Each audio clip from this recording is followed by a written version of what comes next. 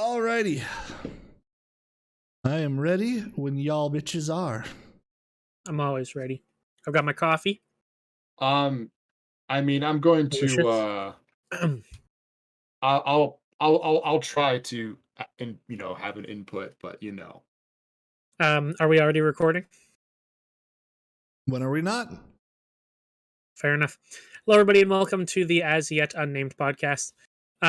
So today we're going to talk about SCPs. What is that? Secure, Contain, and Protect, if I recall correctly. You do? So humanity has a bit of a fascination with the unexplained and with horror. Especially, I've noticed lately, our society has really picked up the horror bandwagon quite a bit. Society's really run rampant with that.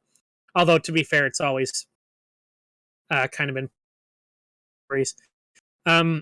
So SCP, the SCP Foundation is kind of a, I guess, fan-built conglomeration of cryptids, myths, and legends from around the world. And I think that almost anybody can add to it. I don't remember how that works. But so the way that it works is anyone is free to submit stories, but for them to be considered canon, they go through a review process. And so that way they have to be of certain quality, as well as not be, like ending the entire SCP universe or something like that. Oh, and to be fair, I should say that SCPs are normally creatures or items that would be considered supernatural or out of the ordinary that are contained by this foundation that doesn't actually exist. Or does it? No, it doesn't. I actually didn't find out about SCPs until the game, I believe it's called Containment Breach, came out, and a bunch of YouTubers played it. And there's that one SCP that everyone knew. I think it's... We looked it up literally half an hour ago, and I've already forgotten. That's basically the Weeping Angel from Doctor Who. It's a statue made of concrete with a weird bloody face that only moves when you're not looking directly at it. Yep. Before that, though, I did like cryptozoology. Cryptids, which are creatures that are not confirmed to exist.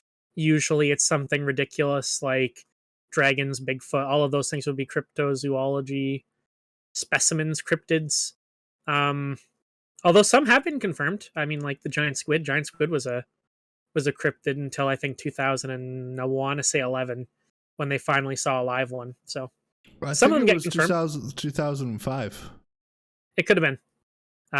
Basically animals that aren't confirmed to exist, but people like to believe in. So pretty much anything you can think of. Kevin, do you know anything about either of these subjects?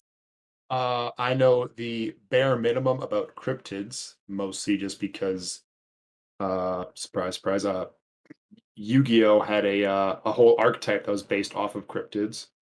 Which one was that? It was the danger archetype. So oh, you had Bigfoot, Nessie, Mothman. Like you had all pretty much all the popular and famous cryptids were in that deck. Yeah, exactly. Yeah, so I know a little bit about cryptids, but then the SCP or whatever the hell it's called, I literally found out about that last week. So I looked up a YouTube video on one of them, and I did like a little bit of research on one of them, and that's about the extent of my knowledge. Well, you will. I think you're pretty involved in the SCPs. I have been involved in the SCPs for a very, very long time. To anyone who knows the SCPs, they were still on Series 1 when I started learning about SCPs. They were talking about going to Series 2.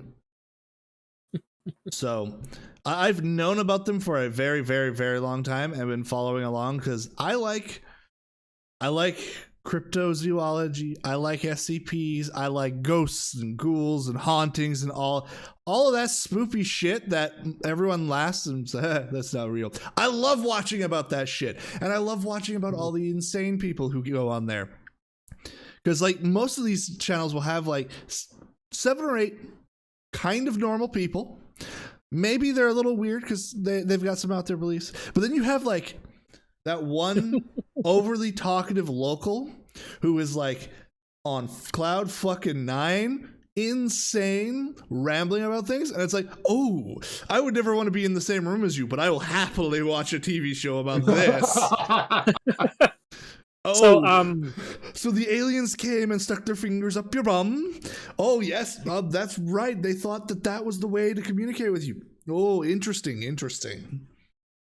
I think one of the cool things about SCPs is that they do allow anyone to submit. And there's some great... They also let you use it freely as well. Anything that is published on the SCP, you're allowed to use. I think you're supposed to credit certain things, but I've never done it. But there's like a YouTube series that my brother actually showed me, which is based off of the SCP universe, where an SCP is sent to deal with other SCPs, and it's quite enjoyable.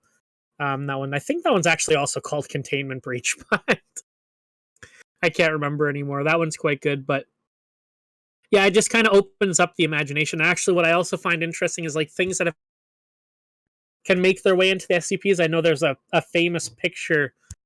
I'm going to see if I can find it, and I'll show it to these guys. Well, one thing that's interesting when we're talking about SCPs, especially considering you mentioned the basically the Weeping Angel statue from before. Yeah. Anything being accepted has caused issues. That statue specifically was made by an artist, and he is butthurt about it being an SCP and has tried to sue more than once.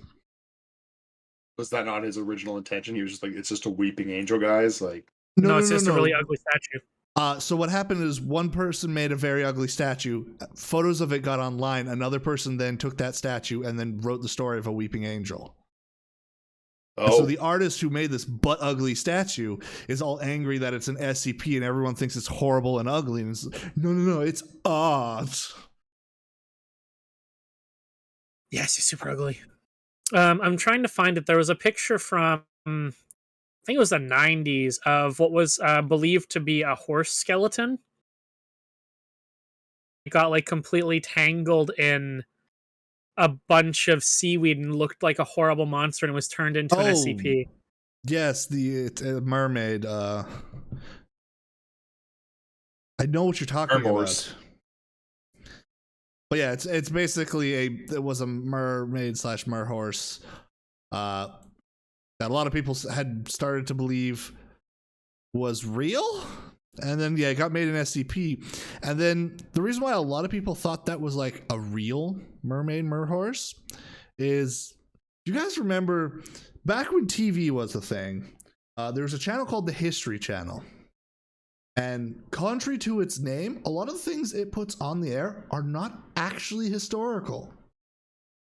And they ran a piece about mermaids pretending it was real, written and directed like it was a documentary, and it included that artwork. And a lot of stuff happens like that. Because it was on the History Channel, and the History Channel promoted it as though it was real. Yeah, that kind of stuff used to happen more often. I think one of my favorite cryptids of all time. We're getting a little bit off topic with the, well, not quite, but a little bit. Oh, really? Is the Brontosaurus. Oh, yep. Yeah, where archaeologists dug up an Apatosaurus skeleton and couldn't find a head, so they found a head of, I believe it was a Brachiosaurus nearby, and we're like, it's probably the right head. Just shoved on the skeleton. We're like, Brontosaurus, we found it. It's new. It's real. And it took like 15 years before people were like, wait a second. Those two bits don't fit together. Yeah, that's unfortunately, especially closer to 100 years ago, but in the past, that was very common with a lot of skeletons. Yeah. Is the Canadian house hippo considered an SCP? It is now. It is? I'm calling it one.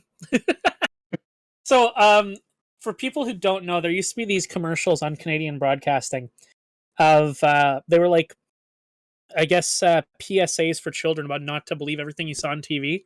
And one of them was this commercial, like, made to look like a nature documentary, which talked about the Canadian house hippo, which was a tiny hippo the size of a mouse that liked to make nests in your socks and eat peanut butter on toast.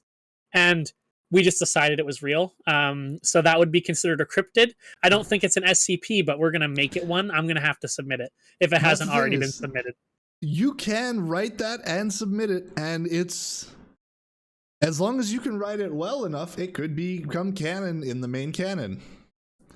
So actually, something to talk about with like the SCPs and whatnot is that distinction that they have. So they have their main canon, which is the base storyline of the universe. They have SCP-Js, which are all joke ones. Half of them are literally entire stories based around a pun. Other ones are just very long jokes, and then they have their amateur section and things like that. So you can submit, and it'll go on one of the sites. There's also the end of the world ones, which theoretically any of them could be canon, but the world has to end, so they're not going to be canon. Yeah, there's a lot of work put into this, and now for a really interesting branch off before we start talking about SCPs in particular. Did you hear about what happened with the guy in Russia in the SCP Foundation? The one who tried to sue that he owned it? Yeah, because he bought the rights to the copyright in Russia because they weren't purchased there. So he was able to get the licensing rights in Russia because of a weird copyright law that exists in the world. So he was able to monetize the SCP Foundation in Russia. Oh, what a bastard. Yeah, no. I mean, he exploited it, so I guess legally good for him, but also, man, find your own stuff to do. Don't steal someone else's work. I remember he was suing and trying to get control all over the place. Yeah, it didn't really work, though. Thankfully. Mm-hmm. That's mainly because a lot of big names like Markiplier and them all fought him. Yeah. Well, he's a bastard. I can't find that picture now. It was all over the place before, but I guess it's been like 20 years. Yeah, it's an old picture. There's all new stuff now. It's too bad. It was a nice grainy. Oh, here it is. Finally found it. All right. So Kevin, you said you saw like 2 of them. What is your favorite SCP or cryptid? Whichever one. So as far as SCP go, I just looked up one. And it was SCP-050-PT, the Sackman. Sackman, so yeah, so from what I gather, I mean, kind of skimmed through a video learning about him, but he's like this like 8-foot tall, like deformed, mutilated kind of like old man, but like his like neck is like super jacked, and then his like shoulder blades and like collarbone are these like they're like take the normal human and just make them bigger and stronger and like more efficient, I guess. And he carries around. They described the Sackman in the SCP as has like really long arms, and he always dragged around a sack, and it was full of something. And they specifically said they don't know what's in the sack. They went over its powers, and effectively the story is just like this creature is now trapped in a mine shaft, and they're just praying to God it doesn't get any bigger, because whenever it consumes things, it grows like a foot. Ooh, or like hour digesting, something along those lines. And I thought that was kind of interesting, so I decided to see if I could find like an origin story, because I had assumed that that SCPs are based off of something, maybe coming from folklore or something like that. And so I looked into it a little bit, and there is another entity known as the Sackman in Spanish folklore that is very similar to the SCP version, where he also is described as an old, like a hideous old man. That what he does is he abducts misbehaving children and puts them into the sack to then drag away and then either torture or consume, much like similar to the other Sackman. And so I looked into it a little bit more, because they were both pretty similar, and many people believe that this folklore was actually derived from real stories of a real person that would go around picking up children to drop off at the orphanage, but he would just put them in a sack and like walk with them. So most children would die before coming to the orphanage. So many people believe that this might be one of the many iterations or starting of the boogeyman. So that was quite the spiral into like terrifying villainy, where like this like potentially made up creature, is like has like some very scary real world roots. Yeah, that's fucked up. Mm-hmm. Nate, the image you posted is of SCP-682, the hard to kill reptile. Yeah, that's just the picture of the body that was washed up. They turned it into an SCP. Like bulletproof. The hard to kill reptile isn't just bulletproof. He currently lives in a container of acid trying to be burned away at all times. They have smashed him, burned him. They've sent all kinds of other SCPs against him. They've ripped him to pieces. They've vaporized him down to his atoms, and he just regenerates back, and he hates humans with a passion, and is completely sentient and sapient, and just wants to murder all humans. So I think what level of regeneration are we talking about here? Like, are we talking we're like talking Majin better Buu level than regeneration? Wolverine. Oh wow. So what they actually found that to be was the body of a horse washed up, if I recall correctly. But it does look pretty horrifying as a mostly decomposed corpse. Yep. But all right, Will, we've heard his favorite cryptid. What's your favorite cryptid / SCP? So my favorite SCP, 100%, is SCP-1689. It is a potato sack that is a dimensional portal to a dimension that is filled with infinite potatoes. All right, then. Can you describe what an infinite potato is? It's every time you take 2 potatoes out of the bag, 2 potatoes replace the potatoes you took out of the bag. Okay. The story of this SCP is they don't really they know that they got it from a village that had been living off this one bag of potatoes for several hundred years, and they decided they were going to investigate what is the source of these infinite potatoes. So they sent an entire team into the infinite potato sack by basically using chemicals to melt the potatoes to make room for them to get into the bag and into this dimension. And so there's this entire story of a team of people in the potato dimension trying to just see if they can find anything. And they end up finding out that the infinite potato sack is the portal in it puts them inside a room that has infinite potatoes in it. But when they go outside the room, they found dirt, but infinite potatoes otherwise, and they could not see or know how high up those potatoes go.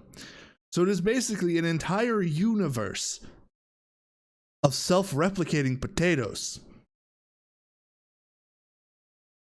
Sounds like the Irish's dream right there. Yeah. Sounds like my brother's dream. And the best part is the SCP Foundation, they've classified it as safe. It is totally not a dangerous thing because the potatoes come out and are chemically potatoes and are totally fine. So they use it as a cost-cutting measure and use it to feed their staff. Convenient. Hope you like potatoes. We're going to find just how many ways we can bake a potato. Many ways. Mm-hmm. Well, they have other things, but you never have to buy another potato again, and they could sell potatoes to help make a profit, since the SCP must be very expensive. They'll just turn potatoes into fuel so they can cut costs on fuel and electricity. Yeah, that's fair. And if you're wanting a dangerous one, SCP-1123 is a servant skull that drives people insane and makes people want to wear it.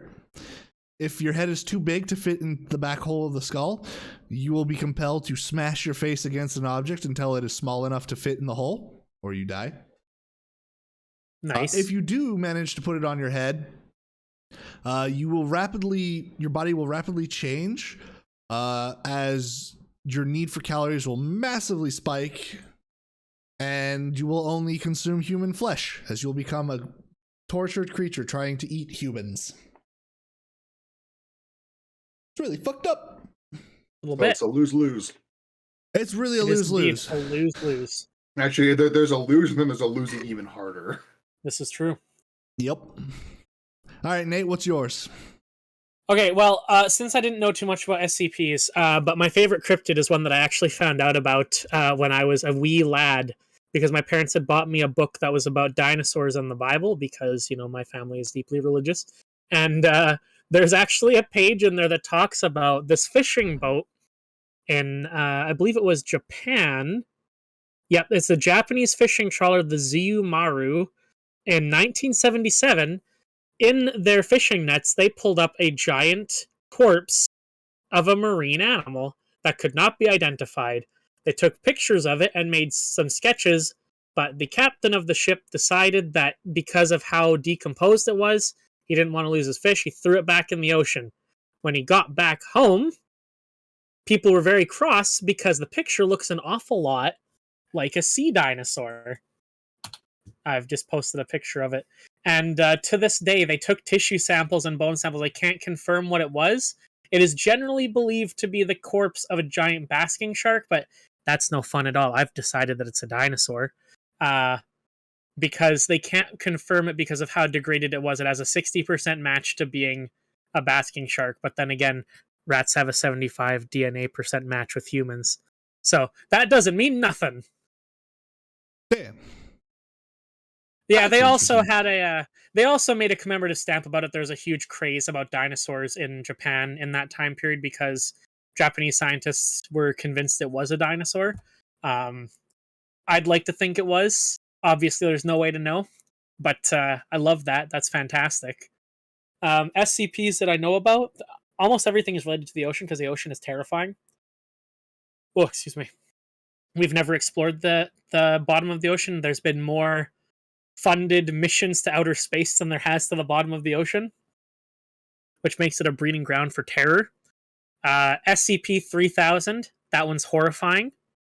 It is a giant eel that looks like a moray eel. It is said to be, where's the description?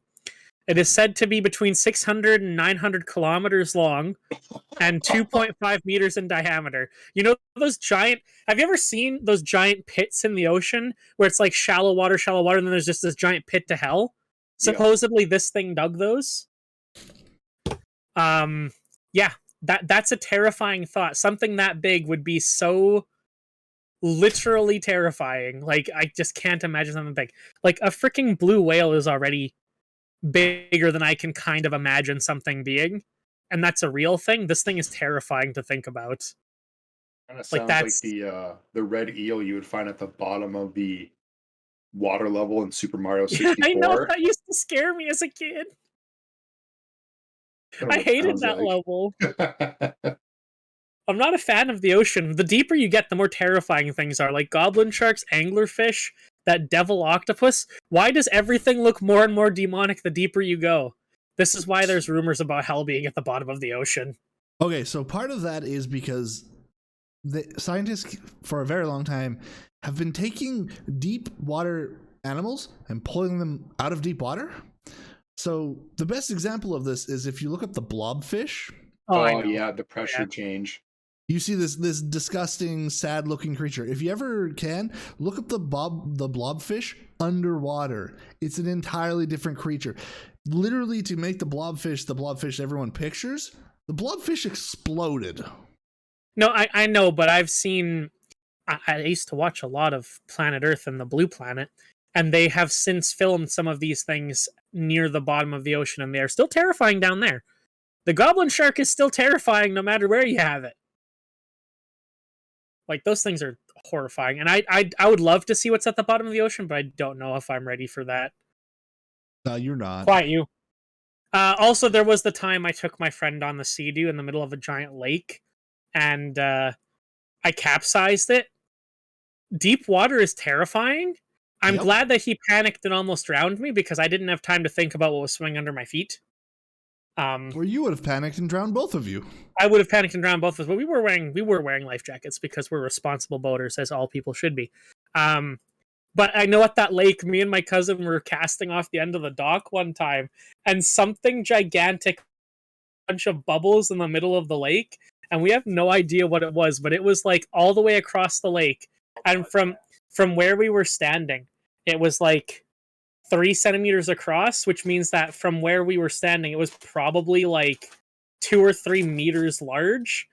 It was probably something mundane like volcanic gas escaping from the bottom of the lake, or a sturgeon surfacing, but I chose to believe that it was Pinky the Pinkett Lake Monster, and that's what I'm sticking to.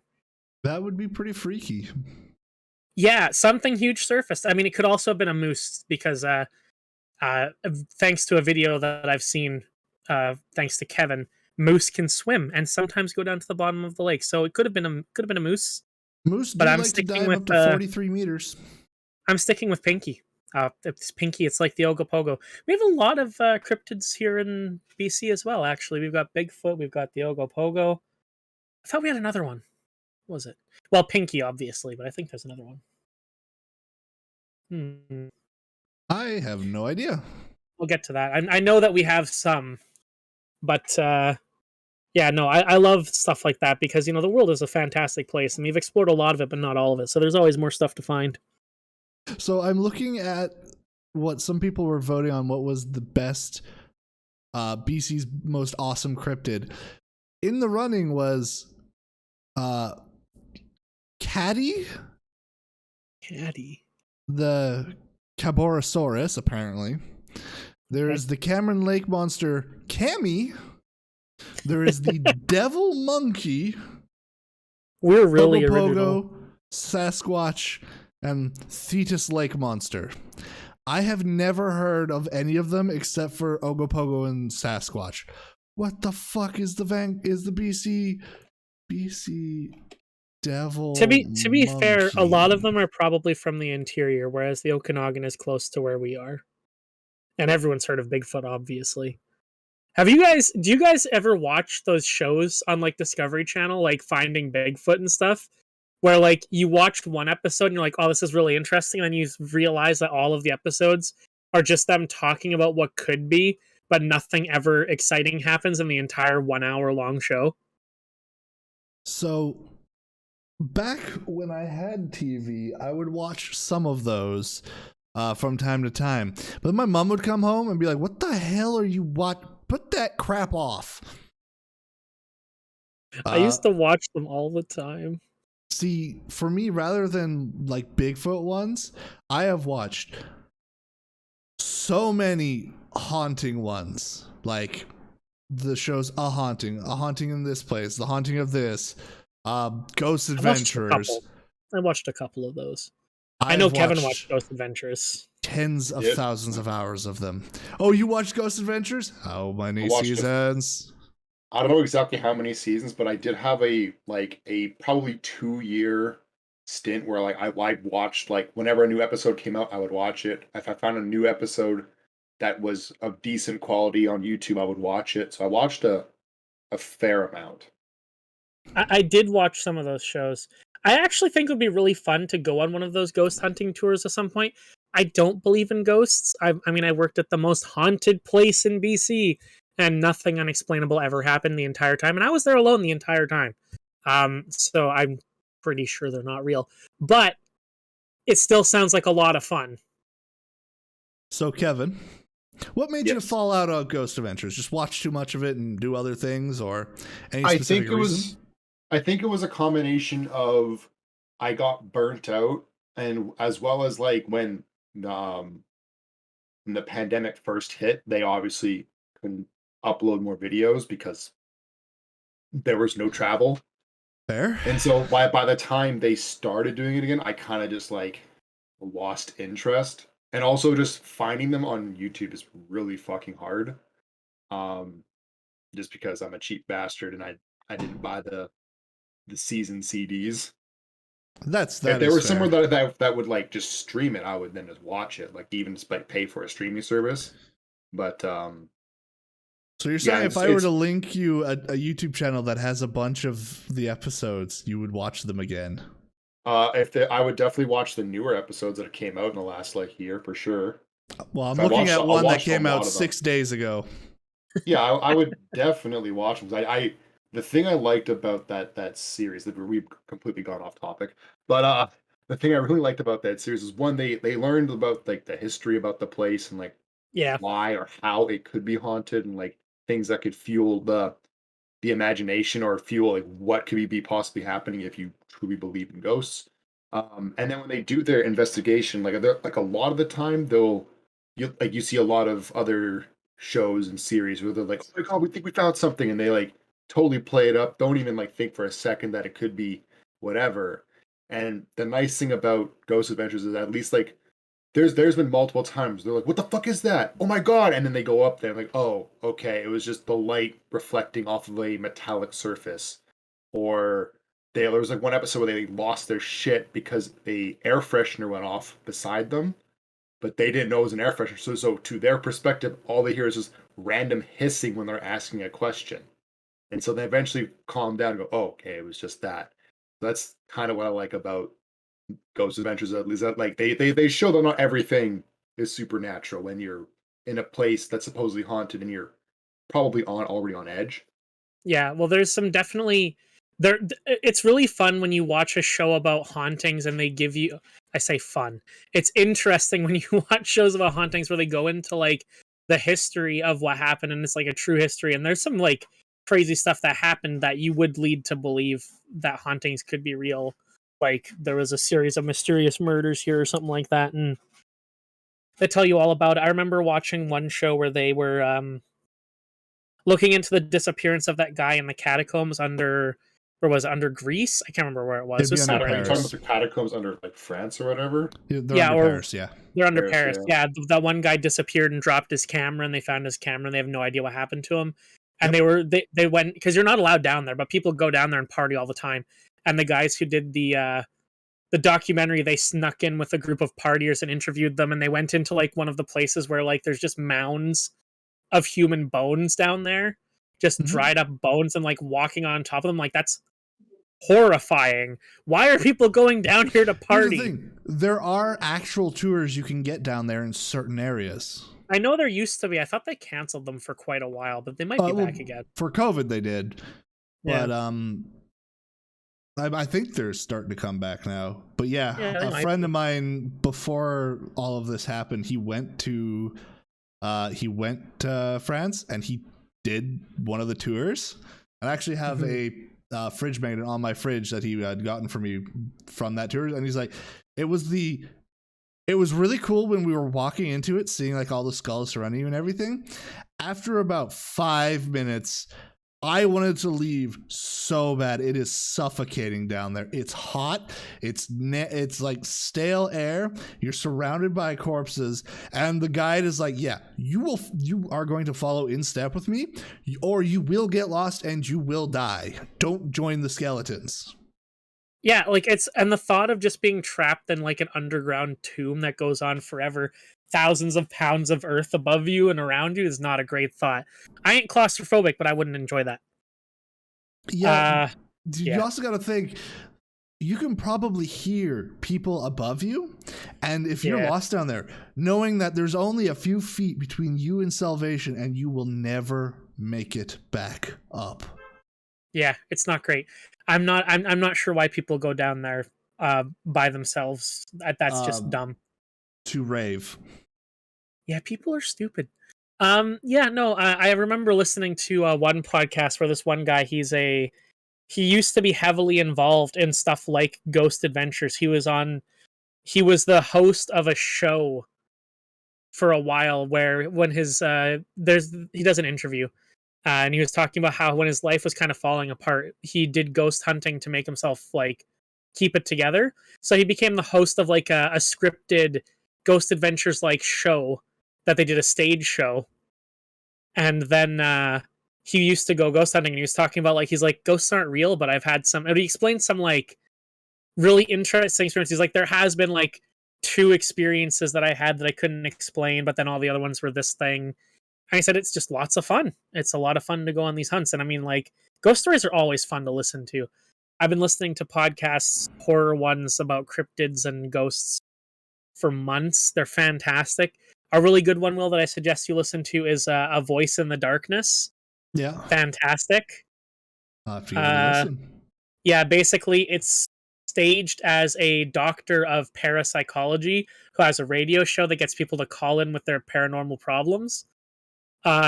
Really interesting. It's basically just cryptid stories. It's just short horror stories like around this with a connected narrative. So far I've been enjoying it. Also, the Storage Papers is really good as well. They're part of the same network as the Magnus Archives. See, I would love to go. Part of me would love to go on a go ghost hunting. The other part of me knows that if I'm alone in the dark, I am going to shit myself. I get scared by that so easy. If people have guns, people have knives, snakes, no problem. Fucking put me alone in the darkness and I go insane. Like, even though I've said it several times, I don't believe in ghosts. When I was working at the Riverview area and I was doing the patrols by myself out at night, there was a couple of times where it was unsettling. Like, there's a bunch of abandoned, like, houses that are up on this hill, and the tree had blocked the road, so I couldn't bring the car up. So I had to walk behind the houses with my flashlight, like, a good, 400 meters just behind them, right next to the woods. That was a bit iffy. Of course, I was more afraid of people hiding back there, but, it's that fear of the unknown. You're going into this dark, unlit area by yourself with nothing to defend me but a high-powered flashlight that weighs less than a pound. I got nothing. Yeah. But that was fun. That's a hard nope. Yeah, and then there's all the abandoned buildings. And the one time I got really scared when I was up there, they used to do a lot of movie filming up there. And one of the buildings, I had to go in to lock an exterior window because I noticed it was unlocked from outside. So I went through the building and I turned a corner, and there in a pool of moonlight from the window was this face looking at me. And I jumped, turned on my flashlight, and realized that it was a giant picture of the guy who plays Tyrion Lancaster. You know, that Lannister, small guy? Yes. Yeah, whatever. I've never watched the series. It was a picture of him from another series that they were filming there. It was just a life-size portrait of him on the wall that I had seen in the low light, and that scared the shit out of me because I thought there was someone lurking in the shadows. I would have screamed like a little girl. I would have lashed out and punched, but I would have screamed like a little girl. No, 100%. When I was being trained to look in the buildings, the guy who was training me, I was like, hey, man, our big boss said that if you wanted, we could explore the buildings a bit because we have time during training. He's like, no, screw that. We're going in, we're going out. It's spooky, not happening. So while he was talking, I basically went down one of the other alleyways to look at one of the rooms, but he didn't hear me leave, and he literally started panicking. He's like, Nathaniel, where'd you go? He's gone. I'm like, dude, I'm right here. Where are you? I'm right here, man. Come on. It's been 2 minutes. Yep. But nope. I'm with him. Fuck that. Nope.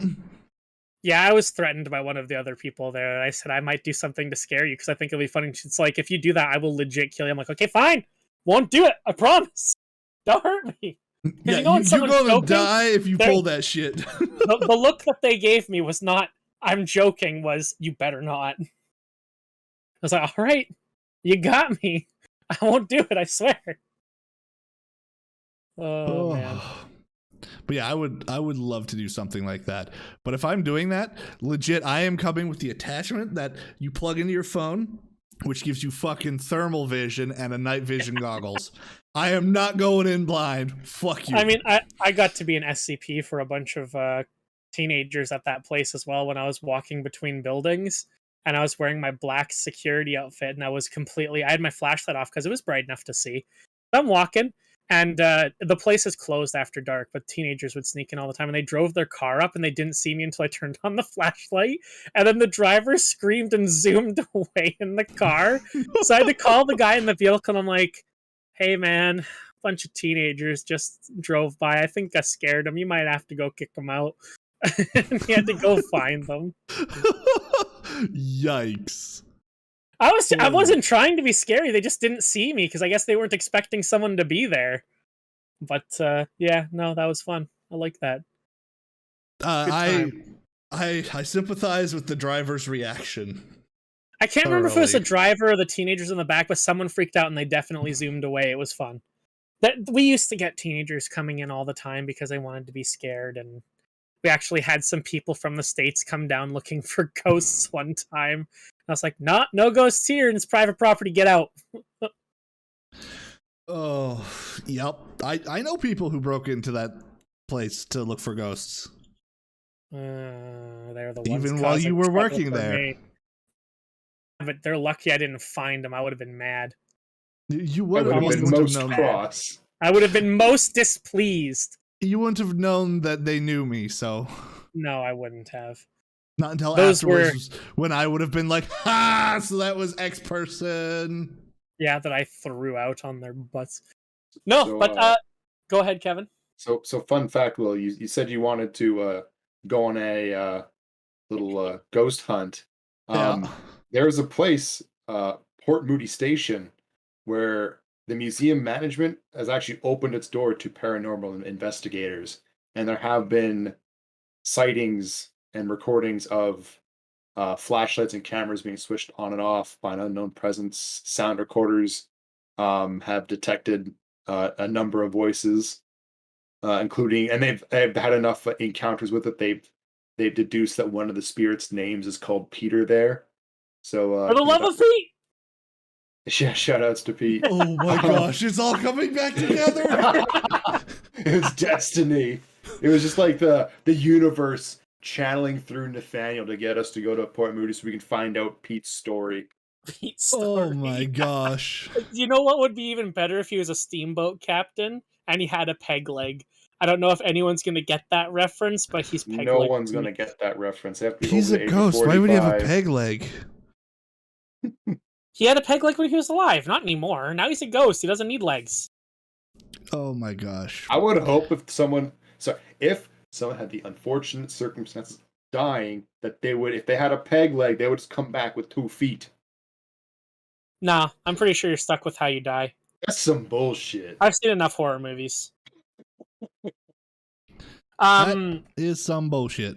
Have you guys been in abandoned buildings before? It's actually like there's just something about something that normally would hold people and have like the conveniences and comfort of a home being empty and neglected that just makes it creepy all by itself. It's actually like, I think that's part of the reason why people get this idea of like hauntings too, is that it's just like this place that you would normally feel comfortable in is now lacking all of that comfort.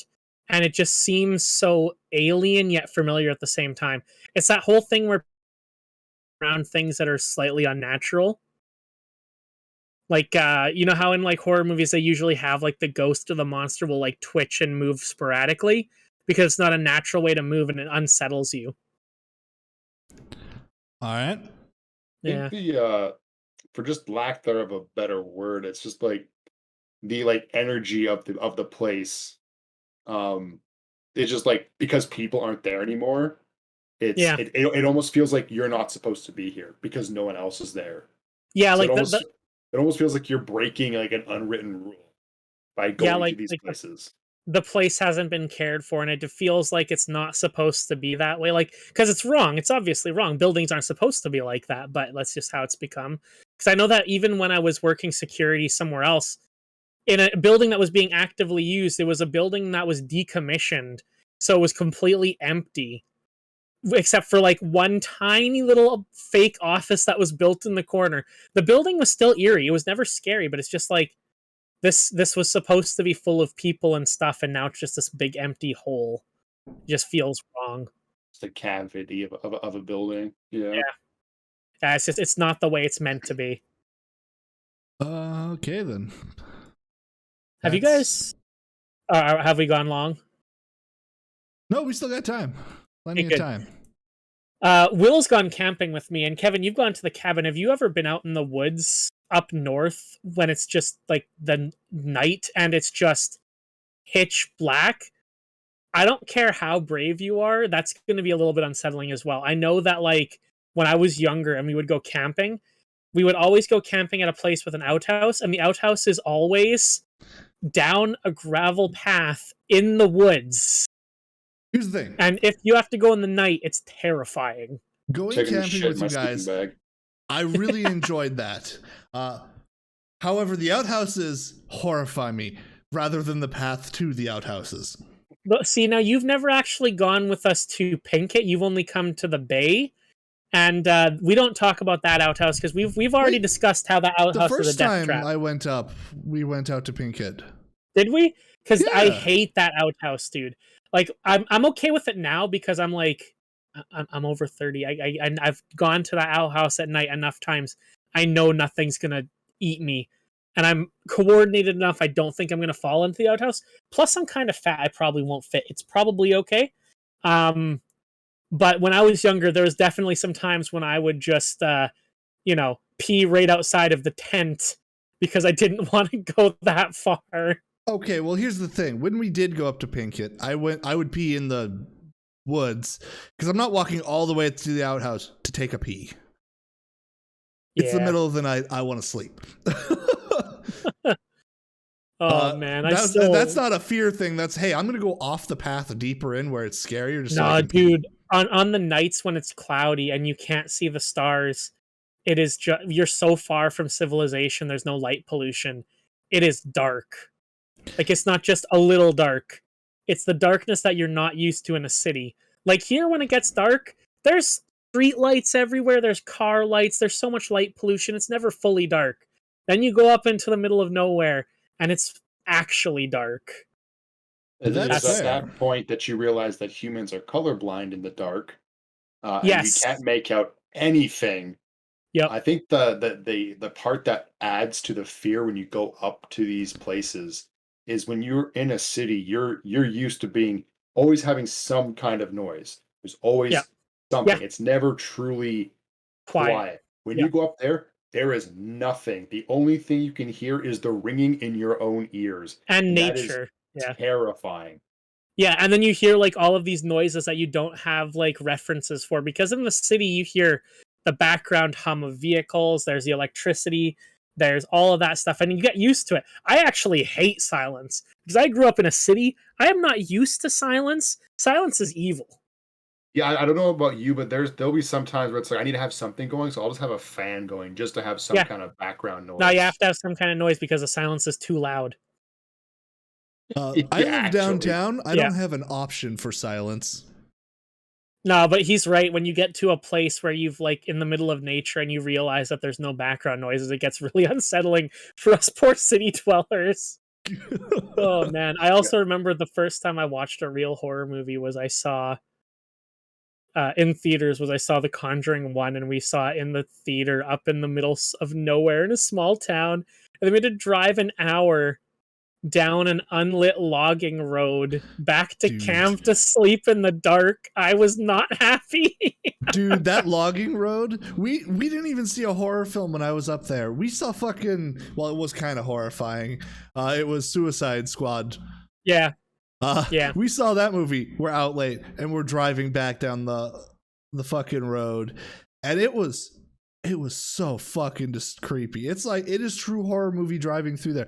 And I still swear I saw someone standing next to the fucking trees on the side of the road. Just looking. You guys kept saying it was a sign. I don't know. My brain saw something else. It was a sign. It was definitely a sign. It was a road marker. But it was a sign that I shouldn't be there. Driving down that road by yourself at night is actually horrifying. I have to turn the radio on and talk to myself because otherwise it's too scary. It's just insane. You're insane. Yeah, you feel alone up there. Like, you never feel alone in a city. There's always people around. Like, just down the street there's a house, there's someone in there. You're down on this logging road in the middle of nowhere, there's no one around for a half hour. Damn, we've gotten off the subject of SCPs and gone into real life scariness. Well, do you not think that could be tied in? I mean, like, a lot of SCPs are most likely based off of folklore, and they are probably based off of people in the dark, afraid of something they can't see, so they try to find ways of rationalizing it. Yeah, and they come up with a monster. Well, that's exactly how it happens. Have you guys ever had something that scared you and found out that it was something completely mundane? Did I ever tell you the story of the easy button? No, I don't think so. So I bought a used car because I buy all of my cars used, and just every now and again, just randomly, I would hear a voice in my car when I was alone, and it would say something like "easy," or that was easy, and it was always just very faint, and I was like, what was that? I must be hearing things. And it happened enough times that I was actually starting to get worried. I was like, I keep hearing this. I don't know what it is. And I searched in the seat, couldn't find anything. I was like, okay, there's nothing under my seats. There's nothing in the car. What is it? And then eventually someone else was like, oh no, I heard it too. And I'm like, okay, good. I'm not crazy. Again, I find shoved between the slider of the seat and like the other side of the seat, just hidden behind it, one of those Staples easy buttons. Someone was clearly just trying to fuck with you. Says that was easy when you push it. And when I shifted my weight in just the right way, it would push it. And it was muffled by the seat. So you would just hear the phrase, that was easy, randomly. But it was so quiet and echoey that you might miss it. And I was so annoyed, yet relieved at the same time. Yikes. That's my SCP. I'm gonna call him SCP EA31 for easy, or EA51. There you go. Yikes! All right. What about I think my favorite Nathaniel SCP story is with the Furby. Oh, we don't want to talk about the Furby. That's a Will story, actually. Oh, is that a Will story? I thought that happened with you and Caleb. Will was there. It hates him. Okay, it tried to kill him. It was owned by Caleb and Nate, but it hated me very much. So we've probably told it before, so I'll tell them the quicker version of it. But they owned at least one Furby at one point in time, and Furbies were these horrific creatures. Actually, they're still making them, which is insane. They're these horrific little, I don't know, robo-pets, I guess you would call them. Yeah, animatronic pets. It's got a fluffy skin on it, and it's supposed to talk to you the more you talk to it and have a couple sensors and things like that. Yep. They had one, and it was old by the time... I was its second owner, maybe third, actually. Yeah, so it was an old little, beaten-up little thing. It was kind of... It was just creepy to look at. It was so fucking creepy to look at. Yeah, one of its eyelids was broken. Yeah. One of its eyelids was broken. It would half speak to you, groan and winch, and it gave me the fucking heebie-jeebies.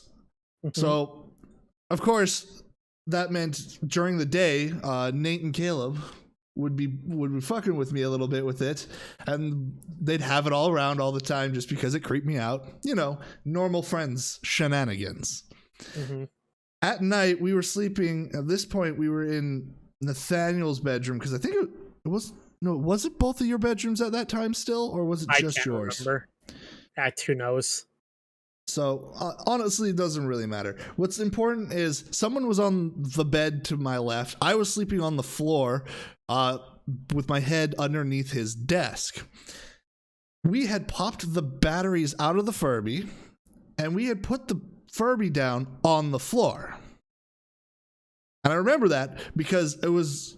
kind of like, haha, he's going to sit there watching you sleep.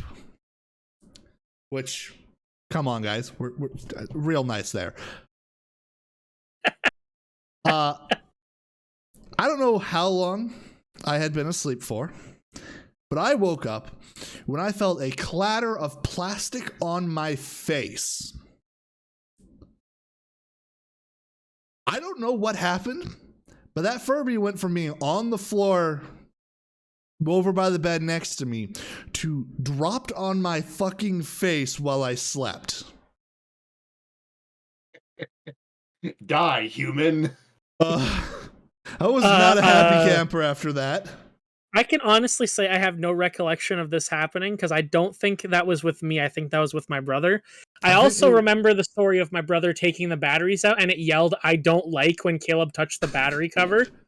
Yes. So this had happened. This was a couple days after that had happened, where there was like a week or two later, I was over again, and we were being assholes to the thing, and we're like, okay, let's pop the batteries off, and we're gonna throw it in the deep freezer because that's kind of what we did when we were kids. We threw toys in the deep freezer. I don't know. We were weird. Yeah, my brother was Sid from Toy Story.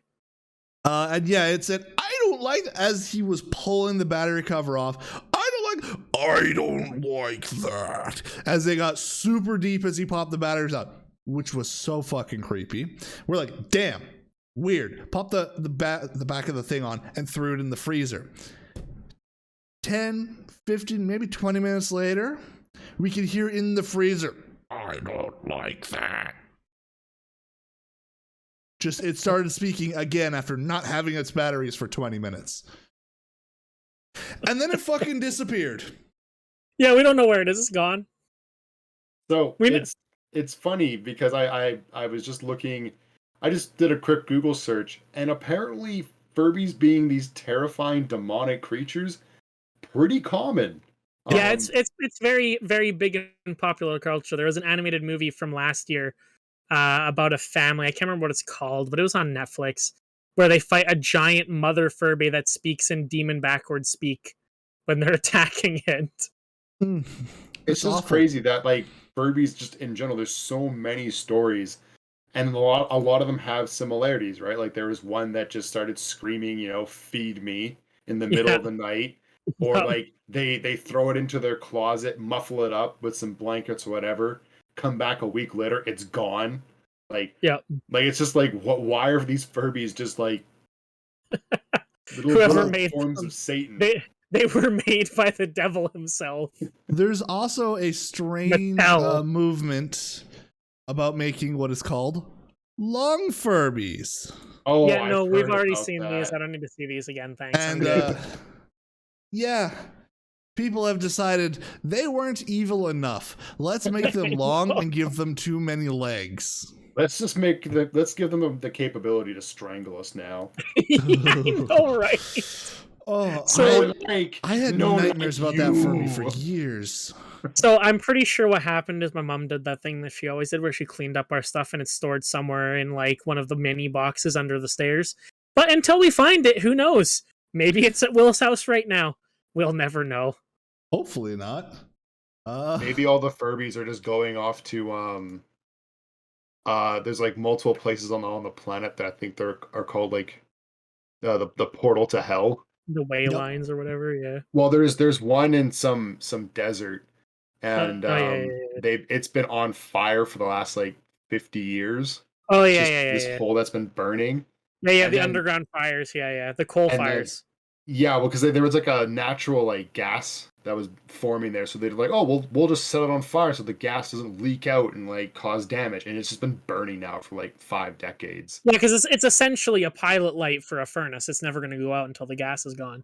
And then what people would do is they started like recording it and like sending stuff down into the pits, and most likely just like it's just the sound it's hearing from just burning and probably echoing off of the walls. Yeah. But when you listen to it, it does eerily sound like it's just a mass amount of people that are just in pain and just moaning out in agony, even though it's most likely just noise caused by the fire and energy bouncing off inside the walls. It does eerily sound like people are in agony in hell. It's like, that's terrifying. I love how even us, when we're talking about this, we immediately have to justify what it could be. It's like, yeah, the Furby's gone. It was probably just my mom moving it, though. It's like we're trying to convince ourselves that it's not something horrifying. It sounds like screaming, but it's probably just the sound of the gas escaping, right, guys? It is 1000% us justifying it to ourselves because we're supposed to be asleep in an hour. Yeah, good luck with that, buddy. We're all doomed now. Yeah. I may or may not be considering buying a thermal camera just to be sure. I'm not gonna lie. If I do ever find the Furby, I'm not gonna tell you, and I'm gonna drop it somewhere where you find it. Oh my god, that's like that story of that woman that was reading The Exorcist. Yeah. And said it was the most like haunted or like most evil book she ever read, so she throws it into the ocean, so her son buys another book, runs it underneath the faucet, and puts it in her nightstand. Yeah. that is a good son.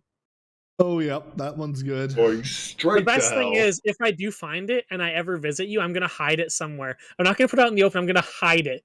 And when you find it, it'll be worth. The worst part is if it starts talking. That's gonna be the part that like Will lose his goddamn mind. Like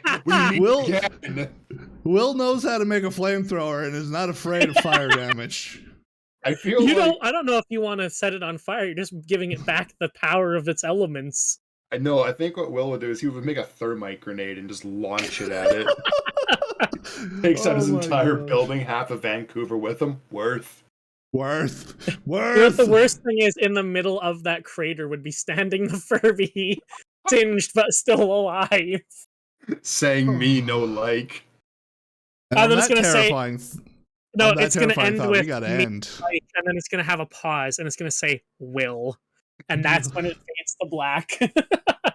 Yes, because we live in a movie. Thankfully, we don't. And no, you're not going to find... If anyone's going to find that, I don't know, we'll be moving something at your parents' house. I'm going to find it in a box and just scream like a little girl. I hope I'm there for that. That would be amazing. All right, though. We need to end it here. Okay. Until next time, guys, remember, scary things might not be real, but they also could be.